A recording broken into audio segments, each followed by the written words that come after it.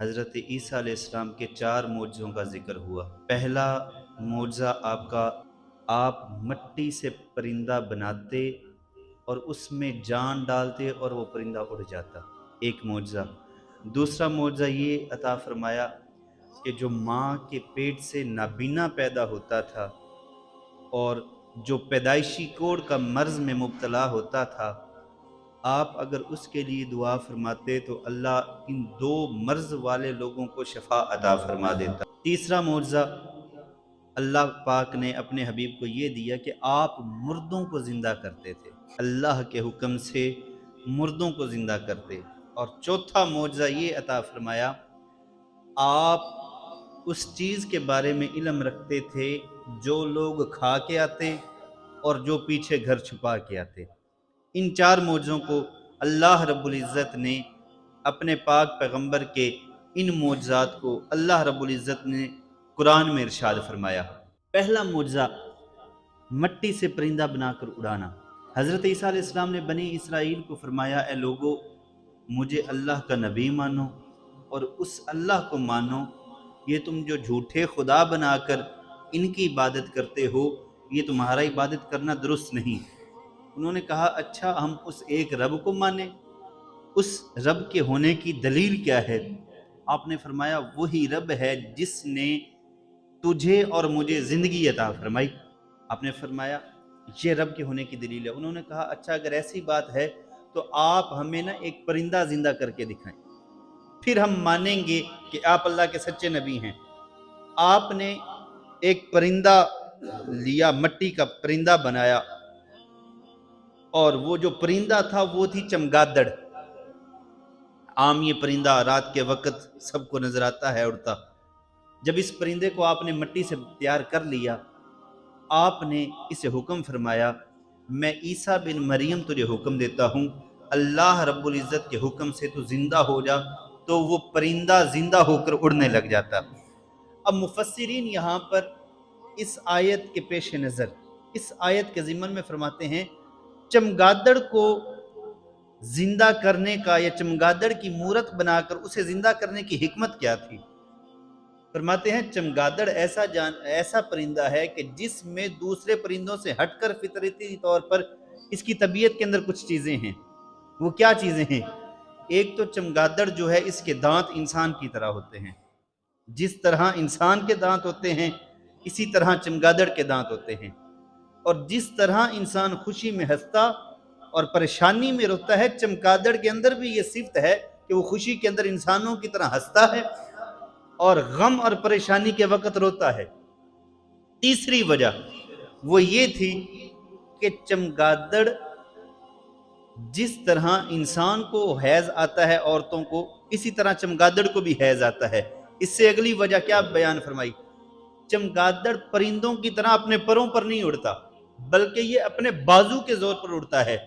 اسی لیے حضرت عیسیٰ علیہ السلام نے چمگادڑ کو زندہ کر کے دکھا دیا، اے لوگو اس جانور کے اندر بہت سی صفتیں ایسی ہیں، اس پرندے کے اندر جو انسانوں میں پائی جاتی ہیں۔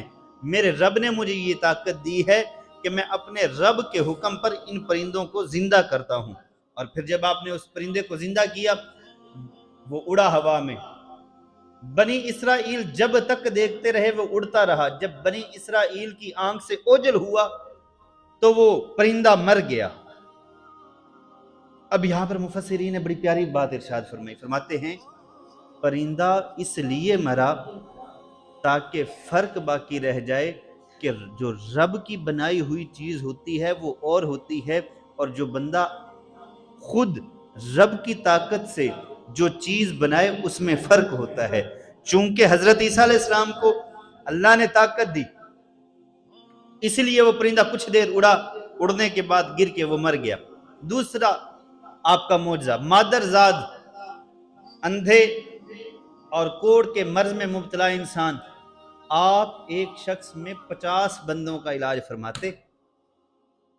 آج ہسپتالوں میں لکھا ہوتا ہے نا کہ ڈاکٹر صاحب اتنے مریضوں کو چیک کریں گے، اپوائنٹمنٹ لینی ہے تو اگر تعداد سے بڑھ گئے تو مریض اگلے دن آئیں، کیونکہ ڈاکٹر صاحب 50 مریضوں کا یا 60 مریضوں کا معائنہ کریں گے، اس سے زیادہ چیک اپ نہیں کر سکتے۔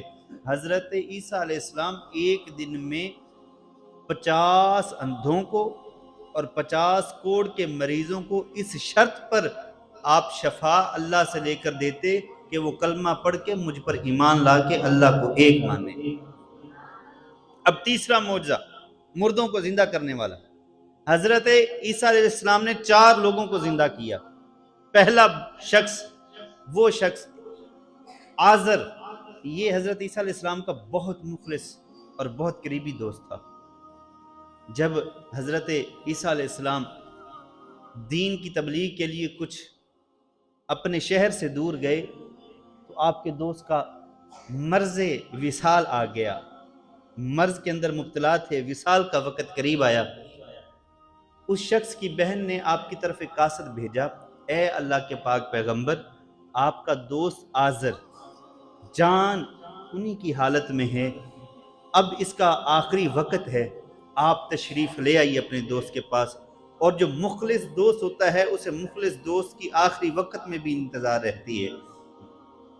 और वो गोया हाले दिल से हज़रत ईसा अलैहिस्सलाम को कैसे बुलाता था, लोए लोए आजा माही इयो करम कमान दा वेला, जिउंदियां जिउंदियां दीद करा छड़, नहीं मुख छुपान दा वेला, उड़ जावे मता सां दा पंछी, हुन होया साडे जान दा वेला, उड़ ना जावे किधरे सां दा पंछी, हुन होया साडे जान दा वेला, सां दा कोई इतबार नहीं आजम, इयो तेरे आन दा वेला।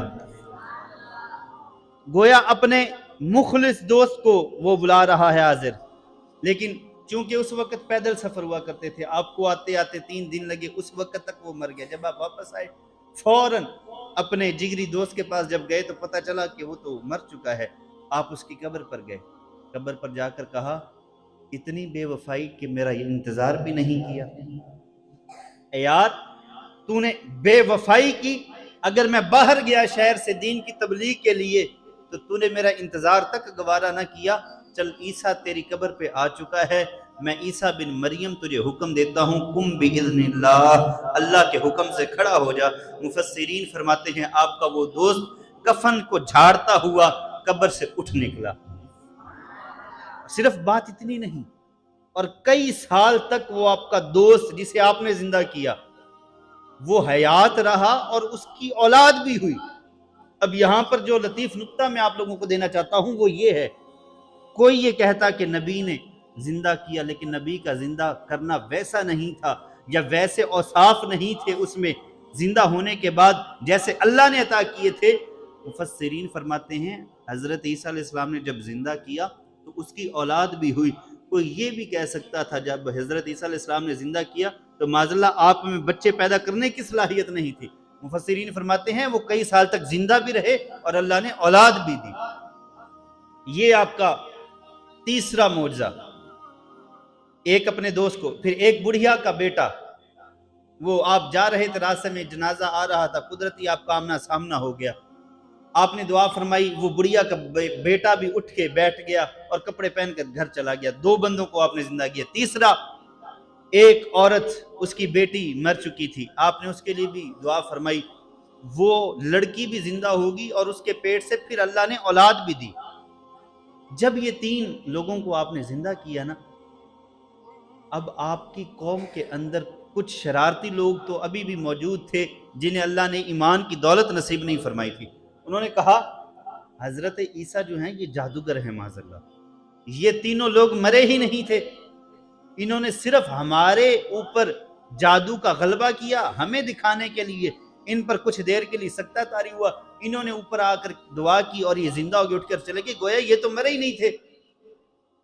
अब देखिए, जिसे अल्लाह हिदायत अता फरमाए वो बगैर दलील के भी मान जाता है, और जिसे अल्लाह की तरफ से हिदायत नसीब ना हो वो मरे हुए इंसान को भी जिंदा होते देख ले तो फिर भी नहीं मानता।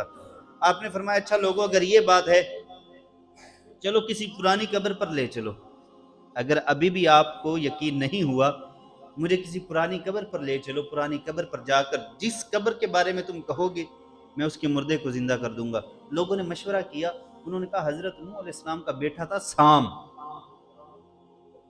हजरत साम अलैहिस्सलाम की कब्र पर ले गए, اور دور دراز سفر کر کے جب پہنچے حضرت سام علیہ السلام کی، اور آپ کو مرے ہوئے، تفاسیر میں آتا ہے 4000 سال ہو چکے تھے حضرت سام علیہ السلام کو، حضرت نوح کے بیٹے، پرانی قبر پر جب چلے گئے تو انہوں نے کہا اب یہ تو پتہ نہیں کب کا مرا ہوا ہے، 4000 سال ہو گئے۔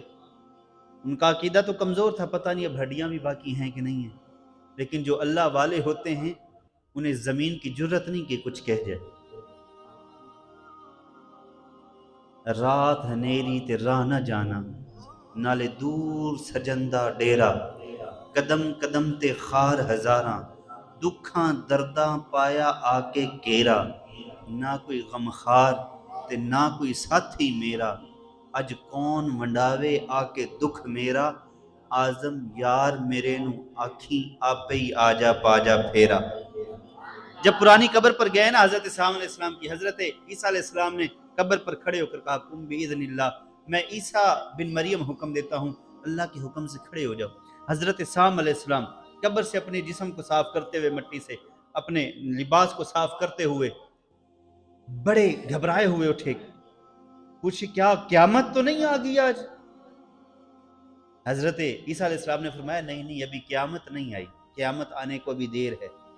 پھر یہ مجھے زندگی کیسی؟ فرمایا یہ اللہ کی طرف سے مجھے ایک حکم تھا، امر ربی تھا، جو میں نے آپ کو زندہ کیا۔ پھر حضرت سام علیہ السلام حضرت عیسیٰ علیہ السلام پر ایمان بھی لائے، ایمان لانے کے بعد کچھ دیر کے بعد آپ کی دوبارہ وفات ہوئی اور آپ پھر واپس قبر میں پہنچا دیے گئے۔ جب یہ 4 لوگوں کو دیکھ لیا، لوگوں نے پھر انکار کر دیا، لوگوں نے انکار کر دیا کہ معاذ اللہ ثم معاذ اللہ، جنہوں نے ایمان لے کر آنا تھا، جنہیں اللہ نے ہدایت کی دولت دینی تھی، وہ ایمان لے آئے، باقی لوگوں نے انکار کیا اور واپس چلے گئے۔ چوتھا معجزہ، 3 معجزے، چوتھا معجزہ حضرت عیسیٰ علیہ السلام کو جو اللہ پاک نے عطا فرمایا وہ کیا تھا کہ جو کچھ چھپایا اور جو کچھ چھپا کر آئے، حضرت عیسیٰ علیہ السلام فرماتے ہیں میں وہ بھی جانتا ہوں، جو تم نے کھایا، جو تم نے گھروں میں چھپایا، میں وہ بھی جانتا ہوں۔ آپ درس دے رہے ہیں، طلباء نے عرض کی حضور آپ یہ کیسے جان سکتے ہیں؟ آپ نے فرمایا یہ اللہ پاک کا مجھ پر خاص فضل ہے کہ جو تم کھاتے ہو اور جو تم گھروں میں چھپا کر آتے ہو میں ان سب کو جانتا ہوں۔ آپ کے پاس پڑھنے والوں نے عرض کی حضور ہمیں اس بات کی سمجھ نہیں آئی، سمجھائیے۔ آپ نے فرمایا آج تم نے گھر میں یہ کھایا ہے اور اتنا کچھ بچا کے آئے ہو۔ جب وہ آپ کے پاس پڑھنے والے بچے جاتے گھروں میں جا کر بتاتے تو گھر والے والدین پریشان ہوتے کہ ان سب باتوں کا تمہیں کیسے پتہ چل جاتا ہے کہ ہمارے گھر میں کیا چیز اور کتنی بچی ہوئی ہے۔ آپ کے پاس پڑھنے والوں نے بتایا کہ ہمیں عیسیٰ علیہ السلام، عیسیٰ بن مریم وہ سب کچھ بتاتے ہیں جو ہم نے کھایا اور جو کچھ ہم نے اپنے گھروں میں چھپایا۔ جب یہ بات ہوئی نا تو گھر والوں کو غصہ، کیونکہ اللہ کی طرف سے ہدایت کا سرچشمہ ان کے حصے میں نہیں تھا۔ انہوں نے کیا کیا؟ اپنے بچوں کو مدرسے جانے سے روک لیا کہ یہ تو ہر چیز سچ بتاتے ہیں۔ جب کچھ دن گزرے بچے پڑھنے نہ آئے تو حضرت عیسیٰ علیہ السلام بنی اسرائیل کی طرف گئے بچوں کی تلاش میں۔ تو جب قوم کے پاس پہنچے تو پوچھا بچے کدھر ہیں؟ انہوں نے جلدی جلدی اپنے بچوں کو کمرے کے اندر چھپا کر سب بچوں کو باہر سے کنڈی لگا دی۔ جب حضرت عیسیٰ علیہ السلام پہنچے فرمایا وہ بچے کدھر ہیں؟ بنی اسرائیل نے کہا کہ بچے پتہ نہیں کہاں ہیں۔ آپ نے فرمایا پھر گھر کی کنڈی کیوں لگی ہے؟ گھر میں کون ہے؟ بنی اسرائیل والے کہتے ہیں حضور گھر کے اندر سور بند ہیں۔ اب حضرت عیسیٰ علیہ السلام تو جانتے تھے جو کچھ بچایا، جو کچھ چھپایا اور جو کچھ کھایا۔ آپ نے فرمایا اچھا اگر سور بند ہیں تو پھر سور ہی نکلیں گے۔ آپ کے جانے کے بعد جب لوگوں نے کنڈی کھولی گھر کی تو گھر کے اندر بچے نہیں بلکہ سور نکلے تھے۔ جب یہ بات دیکھی آپ نے کہا اچھا سور ہی نکلیں گے۔ آپ واپس گئے تو بچے نہ تھے بلکہ سور تھے۔ اب بنی اسرائیل والے آپ کی جان کے دشمن بن گئے۔ دشمن کیوں بنے؟ کوئی زمین کا جھگڑا تھا؟ دشمن کیوں بنے؟ کوئی جائیداد کا جھگڑا تھا؟ دشمن کیوں بنے؟ کس چیز کا جھگڑا تھا؟ جھگڑا یہی تھا کہ آپ اللہ کے پیغمبر ہونے کی بنا پر سچ بولتے تھے۔ جے میں مٹھیاں بولیاں بولنا مینوں واجاں مارن لوکی تے جے میں جھوٹے سخن علاواں میں تو جندڑی وارن لوکی जे मैं तलख हकायक खोलना मैनू झट दुरकारण लोकी, जे मैं सच आख सुनावा ते मैनू पत्थर मारन लोगी। हजरत ईसा अलैहिस्सलाम के जान के दुश्मन सिर्फ इसीलिए बने कि आपने हक और सच बात बयान की, लेकिन हिदायत जो है अल्लाह ताला की तरफ से होती है। फिर आपकी वालदा ने क्या किया, हजरत मरियम अलैहिस्सलाम ने आपको साथ लिया और मिस्र की तरफ हिजरत करके चली गई, ताकि अल्लाह पाक मेरे बेटे ईसा को इन शर पसंदों के शर से बचा सके। तो ये हजरत ईसा अलैहिस्सलाम को अब जरा सोचिए, ईसा अलैहिस्सलाम उस वक्त तक ईसा नहीं जब तक मिराज की रात मेरे मुस्तफ़ा के पीछे खड़े होकर नमाज ना पढ़ी हो। हजरत ईसा को भी ये शर्फ मिला है, तो सदका मेरे मुस्तफ़ा की जात का मिला। अब जरा सोचिए कि जिसके पीछे पढ़ने वाले मुक्तदी का ये मकाम है, खुद महबूबे कायनात का मकाम क्या होगा। दुआ है अल्लाह रब्बुल इज़्ज़त, ये अल्लाह वालों की बातें, ये